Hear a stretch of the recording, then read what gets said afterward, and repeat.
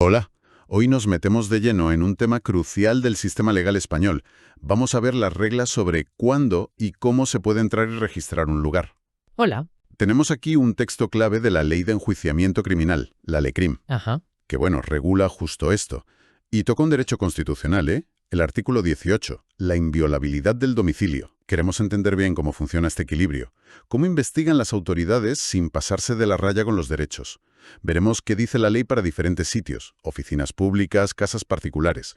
¿Qué permisos hacen falta? Y si alguien dice que no. Vamos a desgranarlo. Exacto. Es un terreno donde siempre se busca ese punto medio, ¿no? Entre la necesidad de investigar delitos, que es obvia, y proteger derechos básicos, como la intimidad del propio domicilio. La ley intenta marcar esa línea. ¿Veremos cómo lo hace? Pues empecemos por lo que parece más accesible. Edificios y lugares públicos. El texto los define bastante bien, ¿verdad? Sí, sí. Habla de sedes oficiales del Estado, de las comunidades, provincias, municipios, también establecimientos militares, civiles, aunque viva gente allí, Eso es. locales de reunión, de ocio, da igual si son legales o no, buques del Estado, en fin, cualquier sitio cerrado que no sea estrictamente una vivienda. Correcto. Y para estos lugares, la regla general es, bueno, relativamente sencilla. El juez que lleva la investigación puede ordenar la entrada y el registro. Y puede ser de día o de noche. ¿Y qué necesita el juez para ordenar eso? La clave son los indicios. Tiene que haber sospechas fundadas, ¿eh? No una simple suposición. Indicios de que allí está la persona que buscan o cosas del delito, efectos, instrumentos o pruebas importantes como papeles, libros. O sea que no vale una corazonada, necesita algo más sólido. Exacto. Indicios objetivos. ¿Y el procedimiento para notificar esa orden cómo va? Cambia según el sitio, ¿no? Sí, es específico. Si es un edificio oficial, se manda un oficio a la autoridad o al jefe que esté al mando. Vale, Si es un local de reunión, pues se notifica a quien esté al frente en ese momento. lógico. Y para un buque del Estado, al comandante. ¿Tiene sentido? Pero, ¿y si esa autoridad, ese jefe, no contesta al juez en el plazo que le dan? ¿Se queda todo parado? No necesariamente. Para los edificios oficiales, si la autoridad a la que se le pide permiso no responde a tiempo, ¿Qué pasa? pues la notificación se le hace directamente al encargado de la conservación o de la custodia del edificio. O sea, se busca una vía para no bloquear la investigación por un silencio administrativo. Entendido. Eso para los lugares públicos, digamos, normales. Pero la ley se pone más cuidadosa, ¿no? Con ciertos sitios. Mucho más. Hay lugares que tienen requisitos especiales, cautelas adicionales. A ver, ¿cuáles? Aquí es donde la cosa se pone interesante. Pues sí. Por ejemplo, los palacios de los cuerpos colegisladores, o sea, el Congreso, el Senado. Ajá. Ahí no puede entrar el juez sin más. Necesita la autorización del presidente de la Cámara correspondiente. Es una cuestión de respeto a la autonomía parlamentaria. Claro, separación de poderes, tiene lógica. ¿Y los palacios reales? Ahí depende. Si el rey está residiendo en ese palacio, Sí. el juez tiene que pedir una licencia formal. Se hace a través del mayordomo mayor de Su Majestad. Es un trámite, digamos, de alta consideración. Vaya. Pero si el rey no está allí en ese momento, la cosa cambia. Basta con la licencia del jefe o del empleado que esté a cargo de la custodia del edificio. Es menos formal. Curioso cómo se gradúa según esté o no el jefe del Estado. Exacto. Y veo que hay más casos. Templos, barcos mercantes, sedes de empresas. Sí, sí. Para templos y lugares de culto religioso, la ley es bastante respetuosa. Solo pide pasar un recado de atención a las personas encargadas. ¿Un recado de atención? Suena muy formal. Es una formalidad, sí, pero no una petición de permiso como tal. En los buques mercantes españoles basta con notificar al comandante. Vale. Y ojo, un punto importante hoy en día. Las sedes de personas jurídicas imputadas, o sea, empresas, asociaciones. Si se investiga la entidad, ¿Qué pasa con sus oficinas? pues para registrar su sede principal, su domicilio social o donde guarden documentos importantes, se necesita una orden judicial motivada, con requisitos muy parecidos a los del registro de un domicilio particular. Se le da importancia a la sede de la empresa. Entiendo. Y luego está el tema diplomático, que siempre es delicado. Embajadas y demás. Sí. Para entrar en edificios que sean residencia o oficina de representantes diplomáticos extranjeros acreditados aquí, ¿Ahí cómo se hace? el juez tiene que pedir permiso formalmente. Se llama la venia. Lo pide por oficio y les da 12 horas para contestar. 12 horas. No parece mucho si tienen que consultar con su país, ¿no? Pues no es mucho, ¿no? ¿Y si el diplomático dice que no, o simplemente no contesta en esas 12 horas? ¿Entra el juez? No, no puede. Si le deniegan el permiso o no hay respuesta, el juez tiene que parar. Debe comunicarlo inmediatamente al Ministerio, ahora es el de Presidencia, Justicia y Relaciones con las Cortes, y esperar a ver qué decide el Ministerio. O sea que se eleva el problema. Exacto. Mientras tanto, nada de entrar. Lo que sí puede hacer es poner vigilancia fuera, controlar quién entra, quién sale, evitar que saquen pruebas. Es un choque claro entre investigar y la inmunidad diplomática. ¿Y los consulados, igual que las embajadas? No. Ahí es distinto. Para las habitaciones u oficinas de los cónsules extranjeros, la formalidad es menor. Solo hace falta pasarles un recado de atención. Como los lugares religiosos. Ah, vale. No se necesita la venia formal ni interviene el ministerio si dicen que no. Refleja un estatus diferente, menos inmunidad para los cónsules que para los embajadores. Bien, ya hemos visto lo público y lo especial. Vamos ahora al meollo, al corazón de la privacidad. El domicilio particular. Ajá. La ley lo define claro. Edificio o lugar cerrado o parte de él, donde vive habitualmente un español o un extranjero residente aquí con su familia. Y el principio es inviolable. Exactamente. Es el espacio de máxima protección. La regla de oro es, si el dueño no da permiso, no se entra. Salvo, claro, las excepciones que marca la ley o la propia Constitución. Pero has dicho que incluso lo del consentimiento tiene sus matices. Sí, los tiene. ¿Cómo es eso? No vale con que digan, adelante, pasen. Podría parecer tan simple, pero la ley aclara cómo se interpreta ese consentimiento. Se considera que hay consentimiento no solo si lo dices claramente, sino también si, cuando te piden permiso para entrar, haces algo que claramente facilita la entrada, como, no sé, abrir la puerta y echarte a un lado. Ya. Y muy importante, también se considera que consientes si simplemente no te opones de forma activa, si no invocas tu derecho a la inviolabilidad. O sea que si te piden permiso y te callas o no dices no, podrían interpretarlo como un sí. Podría interpretarse como un consentimiento tácito, sí. La pasividad ante el requerimiento formal puede jugar en contra. Es un punto delicado en la práctica. Uf, sí que lo ves. Vale, entendido. Ahora, ¿y si no hay consentimiento? Si la persona dice no rotundo o si no está en casa y no puede consentir, ahí entra el juez, ¿no? Ahí entra el juez. Si no hay un consentimiento válido, la única forma legal de entrar en un domicilio es con una orden judicial. El famoso auto motivado. Automotivado. ¿Y qué requisitos tiene que tener ese auto para ser válido? ¿No será un papel cualquiera? No, para nada. Tiene que cumplir requisitos muy estrictos. Primero, tiene que estar motivado. El juez tiene que explicar por qué es necesario entrar ahí, qué indicios concretos hay. Vale. Segundo, tiene que identificar específicamente qué casa, qué piso, qué lugar exacto se va a registrar. Nada de órdenes genéricas tipo la casa de fulano. Concreto. Muy concreto. Tercero, debe decir si solo se puede registrar de día, que es lo normal, o si permite hacerlo de noche. Pero esto último tiene que justificarlo muy bien por urgencia o necesidad. De acuerdo. Y cuarto, tiene que decir quién va a hacer el registro. Si va el propio juez, si va la policía judicial bajo su dirección. Y una cosa clave para la persona, supongo. Se le notifica. Fundamental. Ese auto se tiene que notificar al interesado inmediatamente. O como mucho, dentro de las 24 horas siguientes a dictarlo. La persona tiene derecho a saber que un juez ha autorizado que entren en su casa. Claro, es una garantía básica. Pero, ¿y si no encuentran a la persona en casa para notificarle? ¿O si es difícil localizarla? La ley piensa en eso y establece un orden. Primero, se busca al interesado. Lógico. Si no está, se notifica a su encargado, si lo tiene. Imagina, personal de servicio, alguien a cargo. Vale.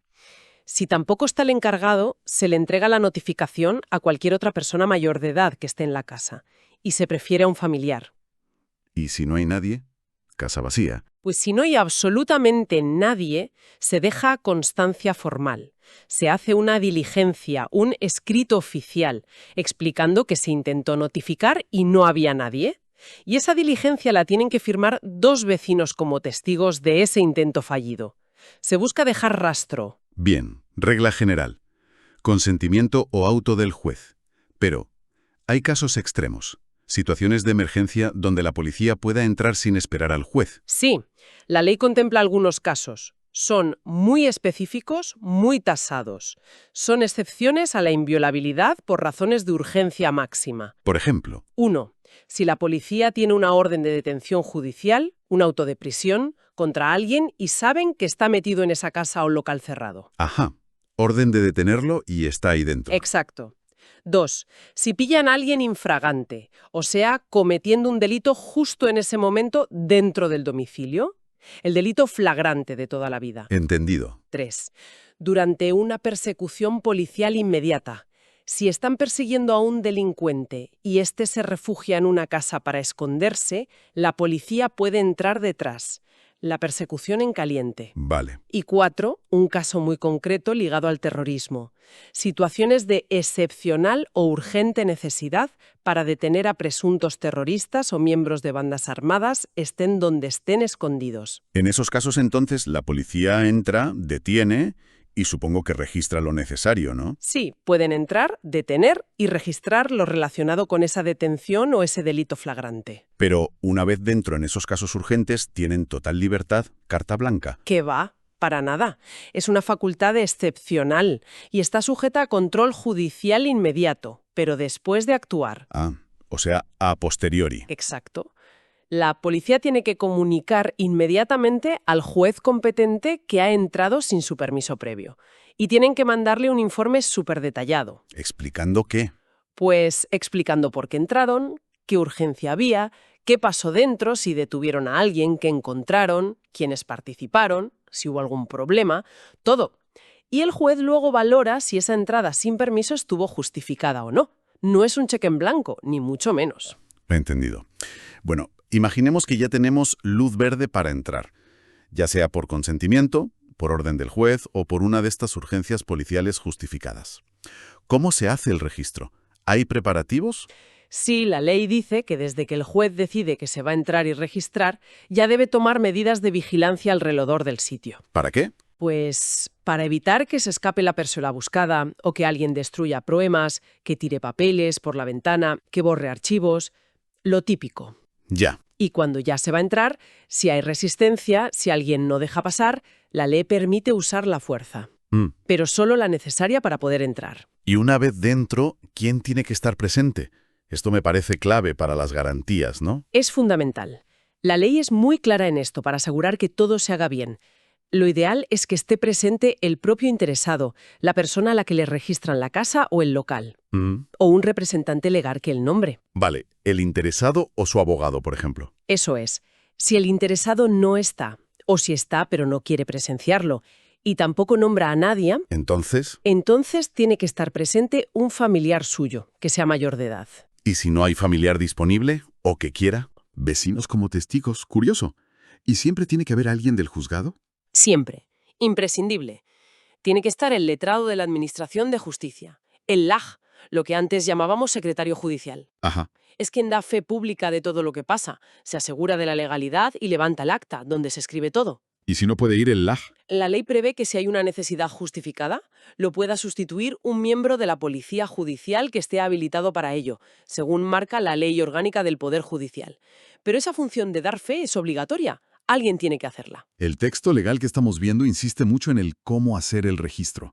Dice cosas como evitar inspecciones inútiles, Sí, o no perjudicar ni importunar al interesado más de lo indispensable. También no comprometer su reputación, respetar secretos si no tienen que ver con el caso.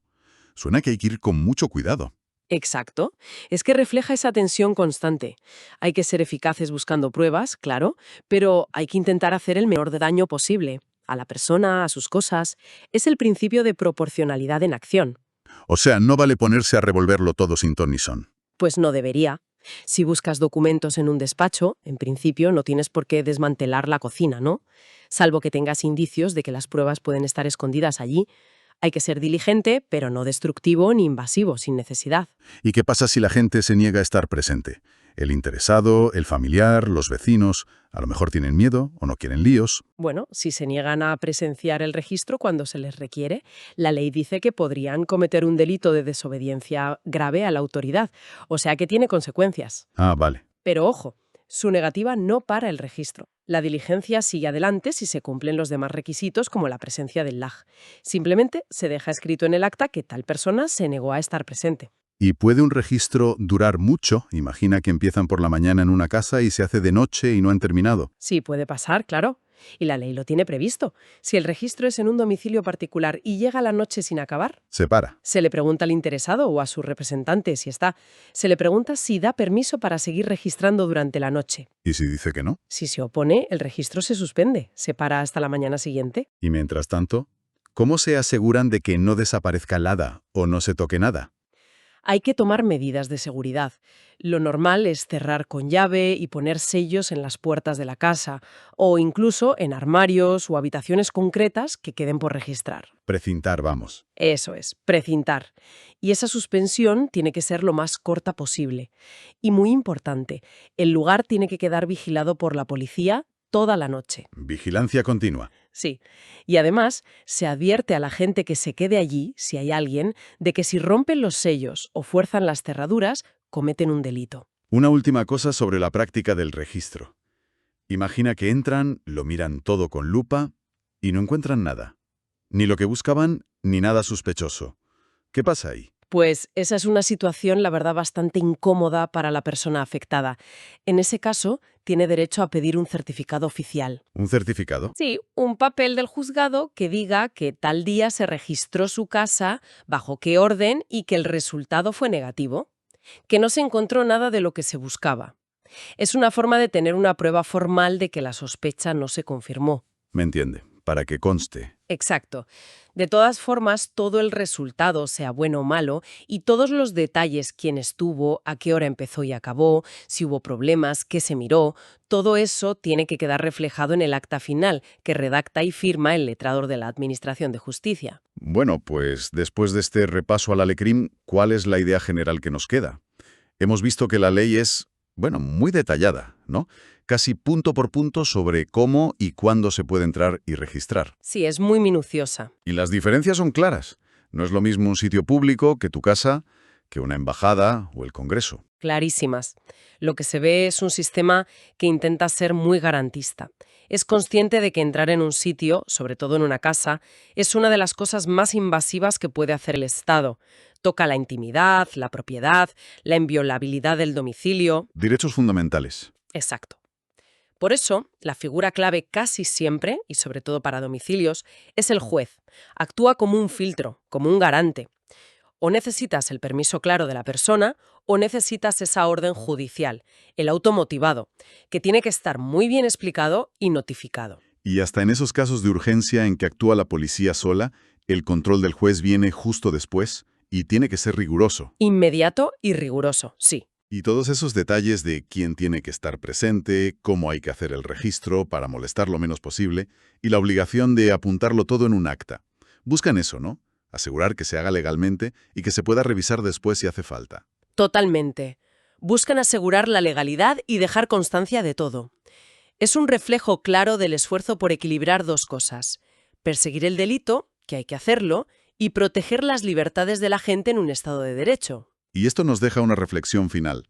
Si la ley es tan detallista, tan garantista sobre el papel, ¿dónde pueden estar los problemas en la vida real? ¿Las zonas grises? Buena pregunta. Quizá en cómo se interpretan algunas cosas, ¿no? Esos conceptos que hemos dicho. Cuando una sospecha es ya un indicio suficiente para que el juez dé la orden. No siempre será blanco o negro. Claro, ahí está la valoración del juez, que es crucial. O esa excepcional o urgente necesidad que permite a la policía entrar sin orden. ¿Cómo se mide esa urgencia en cada caso concreto? Exacto. Ahí es donde la aplicación de la ley a los hechos del día a día puede generar más debate, más controversia, en la interpretación de esos umbrales. Sin duda, un punto interesante para seguir pensando y analizando cómo funciona esto en la práctica.